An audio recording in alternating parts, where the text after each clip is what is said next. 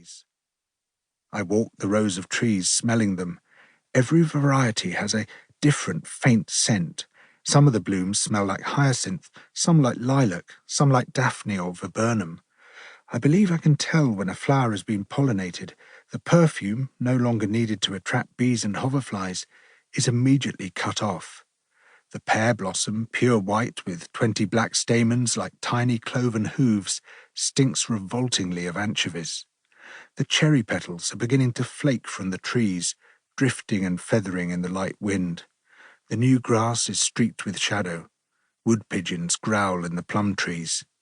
To have all this within a few hundred meters of our home feels like an astonishing luxury, a luxury for which, between the 5 families who share it, we pay just £75 a year. The orchard occupies 3 adjoining plots on an allotment site.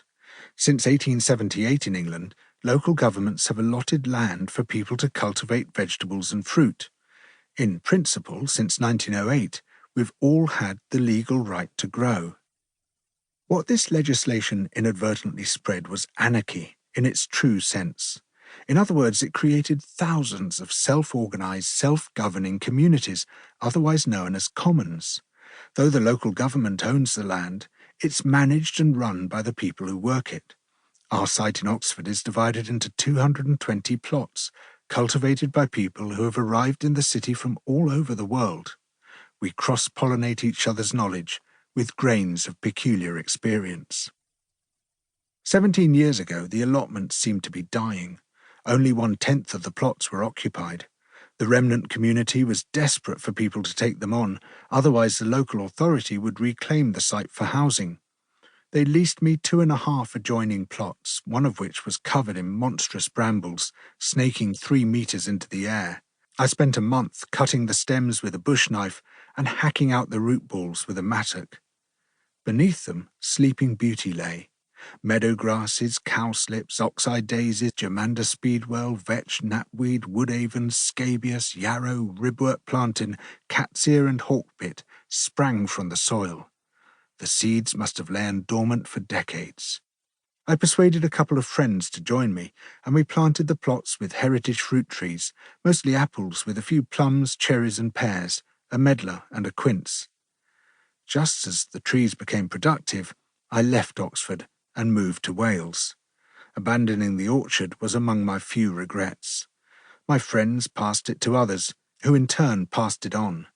5 years later, unexpectedly for family reasons, I returned. I didn't want to be back.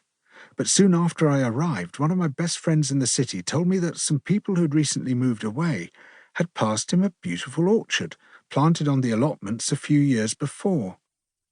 He couldn't manage it alone and remembered that I knew something about fruit trees. It felt like coming home.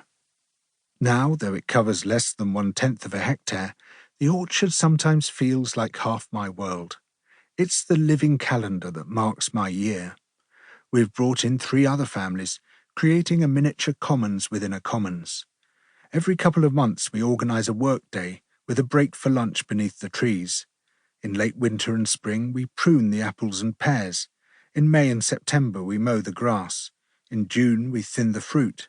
In October we harvest the apples, store the sound fruit and, if the crop warrants it, spend a frantic day chopping, scratting, pressing, pasteurising and bottling the rest, turning some into juice and some into cider.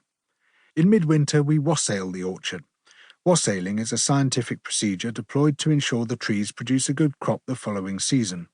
The methodology consists of singing and drinking cider. According to a well-tested hypothesis, the crop the trees bear is directly proportional to the effort expended. For more or less fruits they will bring, as you do give them wassailing.